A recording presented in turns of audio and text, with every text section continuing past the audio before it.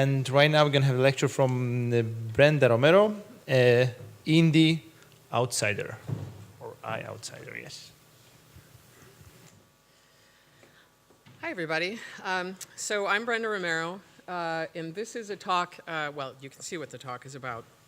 And for those of you who aren't familiar, I've been in the game industry since '81, worked on a lot of different titles, and I'll talk about some of those. I've worked on every platform, including tabletop, which is where the title platform comes from, in case you're curious. So this is sort of a, I guess a talk about indie insecurity. And hopefully, at the end of it, though, I lose my insecurity. Anyway, so I'll just get started with it. So a while back, along with a great many game developers, I imagine, I was watching the PS4 press event. And I was sitting in my office watching this. And I've seen lots of different press events. This is their actual launch event. And they were talking about all the amazing things that a console could do. And as I'm watching this from my office, I felt like all the cool kids were there, right? And I knew a lot of my friends had their games mentioned specifically at this event. And as I listened to Mark Cerny talk, I had one overwhelming thought. And I mean, when I say overwhelming, I actually, my husband was with me at the time, and I turned to him and I'm like, why aren't I there? And I said to him, I should be there. And I felt this sense of, have I missed something? Was this an invite-only event and I'm not getting invited anymore? And I started asking these questions, why aren't I there? And the reality is because I decided I didn't want to go. That's the actual, I just didn't want to go. But I listened, in my own head, these questions started or these comments started to evolve, and they were decidedly negative, right? That I wasn't there because I didn't belong, and my work didn't matter, and the stuff I was doing was trivial. And then the worst one of them all, right, that I was no longer relevant because I wasn't making console games. And it bothered me a lot. And it's something that I hear lobbed at a lot of game developers, particularly veteran AAA developers, if they haven't made a AAA game in a while. So this is Picasso. He died in 1973. Orson Welles dropped dead in 1985. And this is Georgia O'Keeffe, who lived to 99. She died in 1986. And they, I can prove that they have not done anything in a while. And that doesn't mean we don't still recognize their creative contribution to the art forms. But it's not necessarily something that happens in games. So we recognize their contribution, but not necessarily here. So I start thinking about this me not being relevant. And what that really meant to me was that going from the hardcore game space is that I was no longer core. And I felt like Mark Cerny, who's probably one of the nicest people that I know. He would never actually say this, but I felt like this, right? I felt like somehow that I was a loser because I wasn't there and my game wasn't featured there. And it's not just because I wasn't on the PlayStation, I also wasn't on the Xbox, and I wasn't working on a mobile or touch device, I wasn't working in VR, and I wasn't doing something super badass for Steam or console, and I kept catching myself using specific terms like real game. I wish I were working on a real game. I don't even, what does that even mean, right? The Olympics are real games, baseball is a real game, but I would catch myself saying this. And what I really meant was that I wasn't working on something that was considered AAA. And so, because none of it was relevant to me, I started feeling like I wasn't relevant at the time. And it's because, in part, this was the literal platform that I was working on. And I really felt like, I know, here I am at a conference about game development, I know all of you at some time have felt compelled to make a game, even called to make a game. People get these noble callings, like being doctors or priests or whatever. I got a calling, maybe not as noble, but to make games, and it was something I wanted to do more than anything. And I started working, and I'm still working on this series of games that you can call board games. That's one called Shiakan Lad. It's about my family's history in Ireland. It means peace be with you. I'm making a piece called One Falls for Each of Us. It's 50,000 pieces. I'm about 37,000 pieces, and I'll finish the pieces this summer. They're individual pieces. The game that's next up is City Soleil. I'm building this game out of garbage, quite literally out of recycled materials, and it's about day and night violence in Port-au-Prince, Haiti. And then game in this entire series that's probably the best known is a game called Train. Train is made on a smashed window, and it's about the Holocaust and our complicity in blindly following the rules. And so when I'm making these games and my platform is just completely out, and I'm making, in fact, like I'm only making one of these games. One of each of these games exists and I won't make any more, and I'm not interested in selling them. Not that you are interested in buying them, I don't mean that in a bizarre way. I just end up generally giving them to a museum or something. And so making this sort of stuff, I felt way on the outside, and I think these feelings are probably common enough to anybody who tries to make experimental or innovative work. But ultimately, I felt that I wasn't real. And I keep using Mark Cerny's face here. I want to emphasize he's an absolutely great guy. I know him personally, and I really like Mark. And if you knew him, you'd understand that these slides are pretty funny, although he's probably pretty horrified I use his face there. Anyway. And I also think these feelings are shared by anyone who's making games that are outside the core space. When I started feeling this way, I was working on Facebook games. And I liked it. You know, for the first time, the average player was a 43-year-old woman. At the time, I was a 43-year-old woman, and it felt great making games for my own demographic. But we know how everybody felt about those games, right? And it's probably true for anybody who's making games that are outside of the core space. If you're making games for change, or free-to-play, or education, or health games, or even gambling games, right? Like, if you're making stuff like that, it makes you feel like you're sort of on the outside. In my most recent digital game is a game I made with my family called Gunman Taco Truck. And it's the favorite game I've ever worked on. I had an absolute blast. But nonetheless, when I look at games like Overwatch, you know, man, I just feel kind of out of my depth. In my most recent finished game that's not digital, you can see it there, it's in the corner. That's a game called, oh, it's not in the corner, it's Black Box. And Black Box is a single-player game, and the end game state is sealed inside that box, and it's never going to be played again. I played it once, the rules are destroyed, and it's done. I know. Anyway, and I like it. And so suffice to say that all of these things make me feel like an outsider. So it's sort of like the console devs are there, and I'm like way the fuck outside. But the funny thing is when I talked to people that I considered core, they would say things like this to me, like, you're living the dream. You get to make whatever you want to make, and we have to make these very specific things. And so I just kind of thought, they thought I was nuts, and I kind of thought they were nuts. And so they talked about the outsiders wanting in, and then the insiders wanting out. And so I really, as I puzzled around these thoughts, I was surprised and unsure, you know, how did it even get this way, and how did I get this way? And why did they want out, and why did I even want in?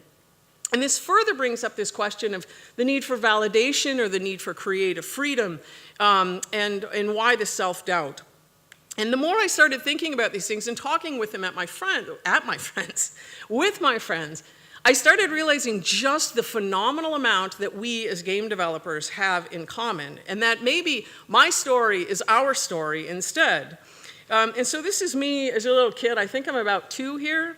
And I was born into a family much older than me, so I sort of come in as an outsider. My sister was 19 when I was born, and my brother was 14, and my dad passes away when I'm 4 years old.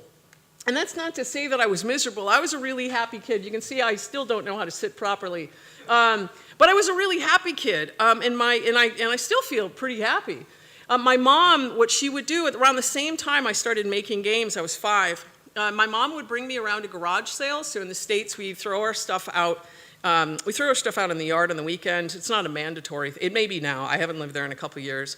But anyway, we have these sales where people can come by and buy stuff. And we didn't have any money. We were pretty low income, to say the least. So my mother would give me a dime every once in a while. And with that dime, I would buy games that didn't have all the parts. I mean, I got so crazy with it, or obsessed with it, however you want to call it, that I would actually get new games for, say, my birthday from friends, and I would take the games apart, I'd flip the board over and make my own game on like a new Monopoly board. And I love doing that. I still have a bowl of game pieces, well, it's just way bigger than a bowl now, of game pieces in the office. Anyway, if I had game pieces and I had paper, I felt like I could make magic. I could absolutely do whatever I wanted to do. And then when I was able to get, the school got computers, so I learned how to code. And it was the greatest thing in the world to me. It was exactly like digital Legos. If I had to do it more than once, I would code it. And I'd love to say that my friends thought it was as cool as I did. But they didn't, you know, they created like special words to describe me as a kid. And so I didn't particularly care at the time. And when I was 13, I actually lost, this is me around, I think I'm 13 in this picture, and I actually lost all my friends. So I'd love to say like we were fabulously wealthy and privileged children. We went on this boat and you know that this bad stuff happens and we got eaten by sharks, except that's a lie. So the actual true story of how I lost my friends, it's kind of mundane. One of my friends, there's Black Velvet, and one of my friends stole the liquor from her parents. And fearful of getting punished, she blamed me, and that was the end of my friends. So I wasn't allowed to hang around them anymore. And it broke teenage me. Like, I was really upset about it. But at the same time, you know, I start thinking about what other stuff that I was into at the time, which could have possibly influenced their decision. And the more I think about it, I ended up spending a lot more time inside my mind and my imagination, and that wasn't such a bad thing. And by the age of 15, I get into the game industry at Surtech Software. And I had found home because I would come into this place and everybody knew what hit points were. Everybody knew what THACA was. Everybody knew what hit dice was. And I think that's why when I saw Stranger Things, like, man, I was like, holy shit, I'm every one of those kids. And I felt like that. I was kind of a loser and I was unpopular. But D&D gave me this amazing vessel to go on any adventure that I wanted. And I started feeling a lot like this, that game developers were home and everybody else was just kind of out there. And as I mentioned, I was having these discussions with other game developers. And they ended up becoming my new friends.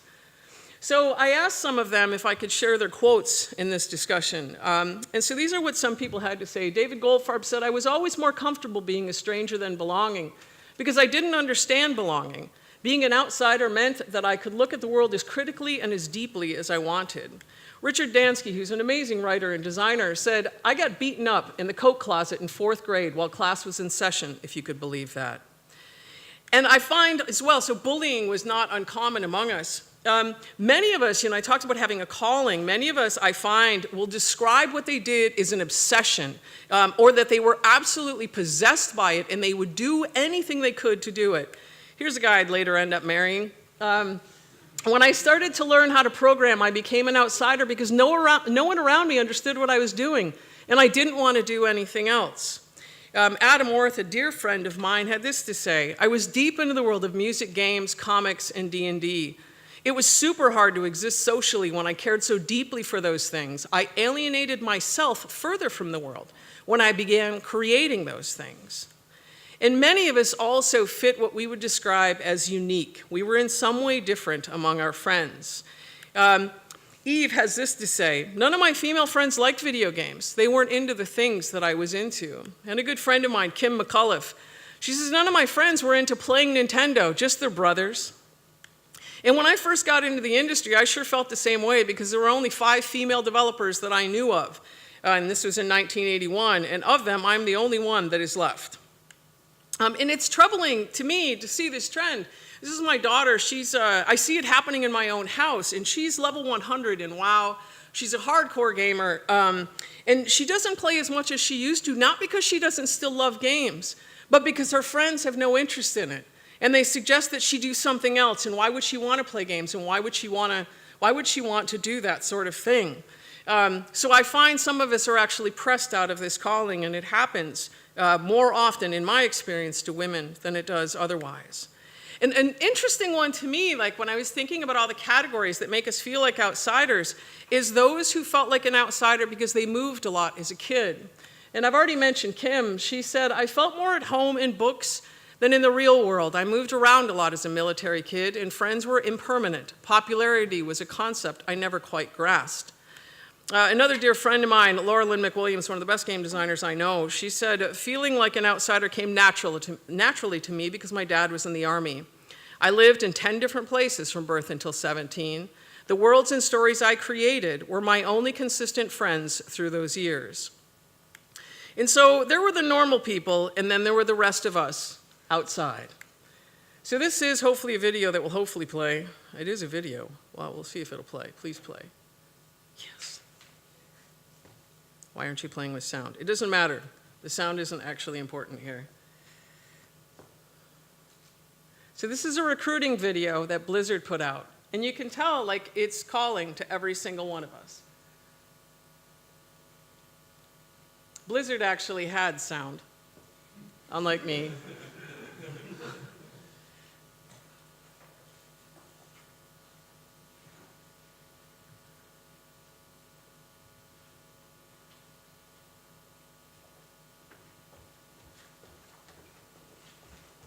Now, if you saw this video perhaps with sound, the first time I saw it, like, I actually got pretty choked up, right? And it's because I felt like this video is the first time I'd ever seen a video that wasn't suggesting that perhaps I had done something wrong, and I was, you know, especially if you were in the games in the 80s and 90s, where it used to be when something bad happened, they would say, did they listen to heavy metal music?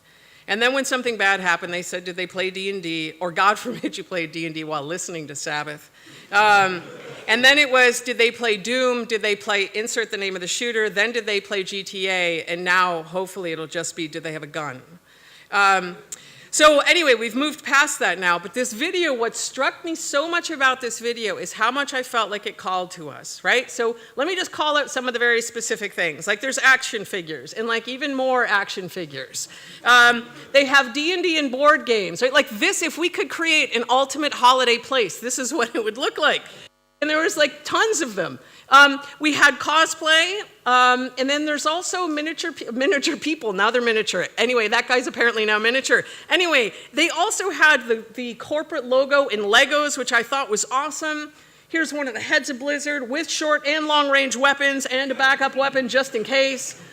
You know, so these things, like, I just thought it was amazing, and I felt, it just made me feel like I belonged. So I started thinking, like, the sad people were there and the game developers were here.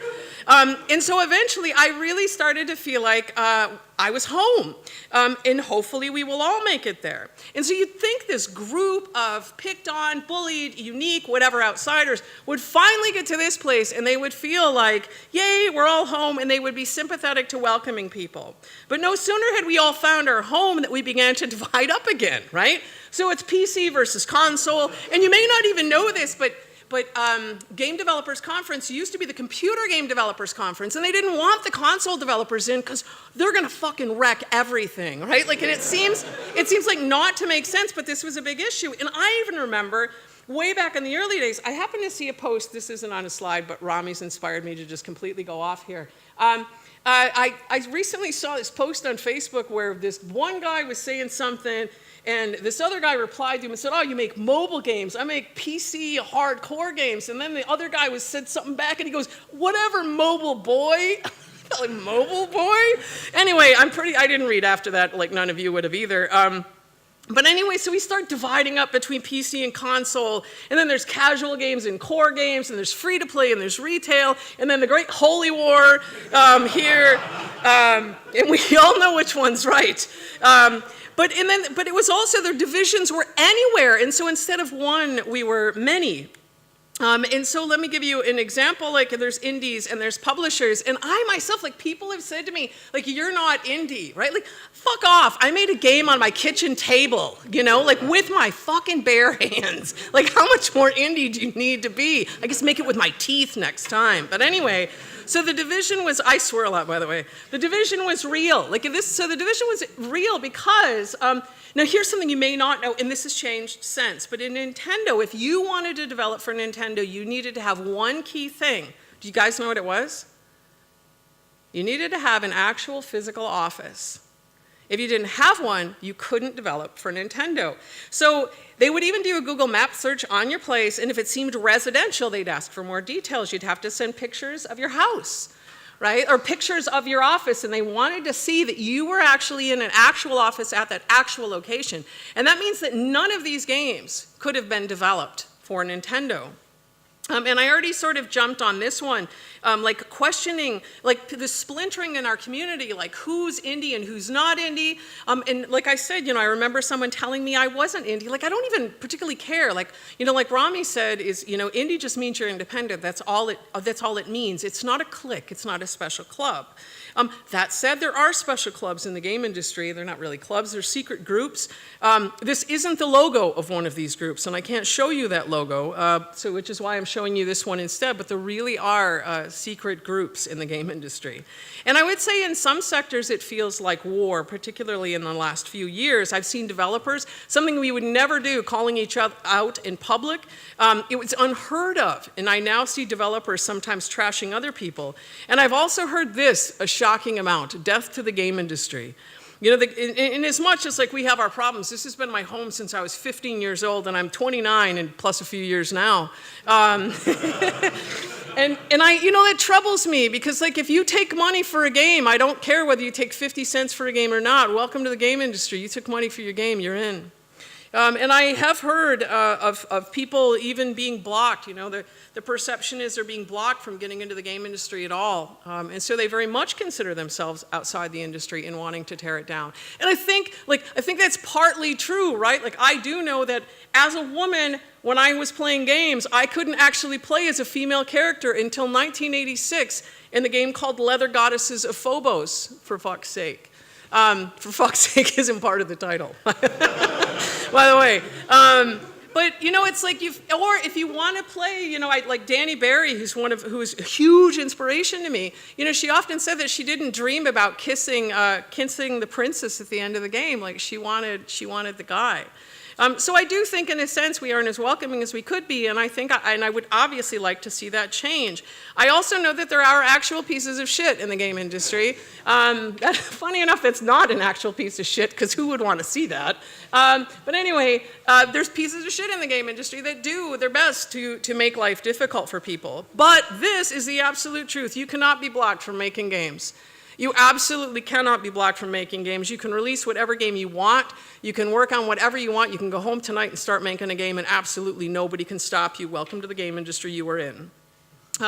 So you would also think, from an industry formed of outsiders, someone like us, like you, has already succeeded. And I do think, like for me, success means different things. I don't necessarily think success means making a ton of money. I also don't think that success means people even know your name or that people want to buy your game. I have games that have cost me money and I've lost money making them. I have games, and I often say, I always wonder if somebody's going to show up for my talks. But people like us have already succeeded. And when we talk about the game industry, the games movement is even bigger. We saw a talk this morning, somebody talking about game jams. And in the evenings and weekends in colleges, all over the place, somebody somewhere is making their first game not for money, but for love. That said, among us, there are people who succeed, and they can really, really succeed. They can supernova. And what surprises me tremendously is our reaction. In some cases, not all of our reaction, but sometimes I see these. A reaction to people who do amazingly well as indies. And here's kind of how it goes. We get excited for their game, we play it, we love it. We watch the game enjoy critical success, and we begin to trash most future efforts. I hear people say things like this. They think they're so great, or you're a sellout, or fuck you, developer name, leaving out the developer name. What the fuck have you done since then, huh? And so what happens is a lot of them leave games. And I think about Phil Fish, you can say whatever you want to say about him, but that guy made some beautiful fucking work. And I got upset when he said, like, that's it, I'm done, I'm out. Like, what did we lose there? Right? And he's not the only one that's done this. Like, I think about Flappy Bird. Like, this guy, he just took so much flack, he said, that's it, and you can say, like, well, he made a lot of money. I'd take that amount of flack. I'd take half the flack for the money he got, right? Fair enough. But he's not the only one who's been forced out. Now, a picture of Peter Molyneux should be on this slide. And I'll tell you why Peter is not on this slide. Because when I was looking for a game, looking for a picture of him, I typed Peter Molyneux, lies meme, don't believe his lies, curiosity goddess cube, you can do anything, zero punctuation, funny. How many of you guys remember this game? See, this guy created a fucking genre. This guy is an amazing game developer. If you have made, how many of you have made over 30 games? All right, shut up. How many of you made over 20 games? You guys have stories. You're gonna like pour out now. The interesting, so Rami, have you ever made a game that was like not good? Yeah. Okay. A lot. All right. Have you ever made Daikatana? Right, so an interesting thing is give me any game developer who's made over 30 games and I will point at the game of theirs that failed. I made Playboy the Mansion. I'm not proud of it. Like, I don't know what I didn't do a good job. It wasn't a good game. And it wasn't me inventing a new genre, but this guy invented a new genre. He should be able to coast on that. The amount of people, if we get a small, you know what, this guy, you guys can't even see this. There's a small room. There's a very, like, why are you pointing at me, man, back here? There's a very small room here, and we could fit every person who created a genre in that room with you and your computers comfortably. Right? But nonetheless, this guy takes shit. Why? Because he fucked up one game? Have you never fucked up anything in your life? Like, hopefully we could support him. And Will Wright said, and I will echo Will Wright, that he learned more from his failures than he did from his successes. So the problem is that our wisest and our best become black holes and they keep to themselves. I define a game development black hole as an extremely successful developer, a keeper of knowledge that should be shared, who keeps to themselves or hangs out with other black holes, because to do otherwise is to invite unhappiness. And so we'll see things like this, right? You know, super black, you suck. And it wasn't always. I want to assure you that it wasn't always this way. There was a time when we found home and were excited to have one another.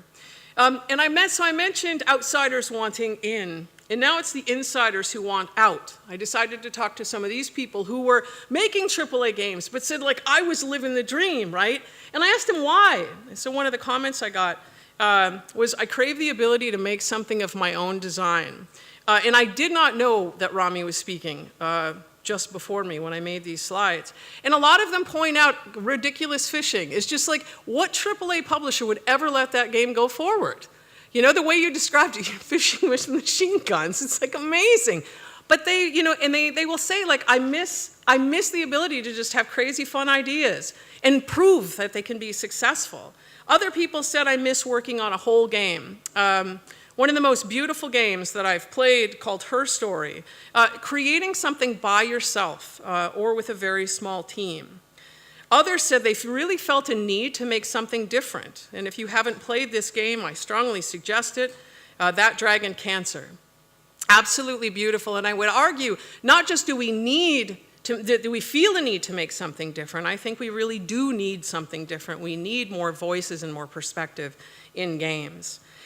Maybe some hope for the massive riches that they think independence can bring.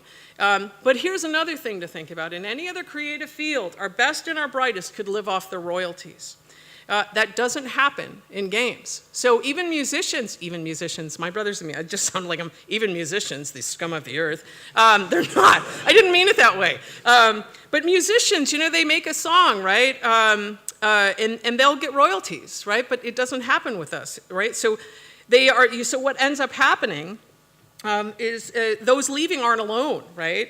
This year, I've known many leads and others in positions of power going out on their own. And some do it while still inside the publisher, right? They're working at night, and they might be doing it in stealth. Or maybe if they get into a company, they sign what I call Appendix A. And Appendix A is basically where you say you're working on the following things already before you even get in there, which is as vague as possible, giving you an opportunity to make games while still in their employ.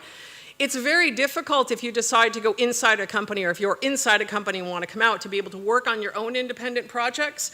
I know that there are some companies that allow people to do it. I know we do. We encourage our employees to work on their own stuff, and we don't own their IP, and we hope they're successful. But I think that's pretty rare. So this outsiders want in. And when I talk to people who were working on independent games or were working by themselves and they really wanted to get in, and I asked them why, they had these things to say. I'm often alone. I crave the security of a team and of a paycheck. And some of them have a regular day job and they code by night. And they're hoping eventually to quit that day job, of course. Some people want the security of a team. Someone had this to say, it's about isolation, the need for validation before launch. Am I making something innovative or is it shit? And also there's just this desire, right? Like, do you want to talk about RPG system design? Like, this is something like I get off on talking about. Like, I find the most ridiculous things absolutely, well, they're ridiculous to nobody in this room, but I don't know, as I've said repeatedly, I think my husband and I would be just absolute failures married to anybody else, right? Because we have just conversations probably nobody else would want to have about deep game design discussions all the time. And so for me, I maintain my community in a variety of different ways, ultimately because it feels like home to me.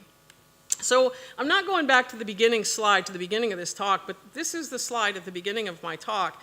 And that particular person, when I'm thinking about validation, the person who made me feel most validated, or when I was looking for answers for this weird state that I was in, was this guy, Jackson Pollock. And sometimes I think it's necessary that we find our inspiration and validation outside the industry. So with Pollock, I don't remember when I first become aware of Jackson Pollock. And I'm pretty sure that my opinion of him was not a very good one. We've seen loads and loads of stuff. You throw paint at a wall, like somebody drops paint, they're like, oh, it's Pollock, whatever. But if you actually see Pollock's stuff, right? Like, so this is one of my favorites. This is called Number 11, but a lot of people call it Blue Poles. And in his pieces, if you actually see them in person, you can't fake a Pollock. This painting, which is in Australia, it has such beauty and intensity, and there's amazing precision there.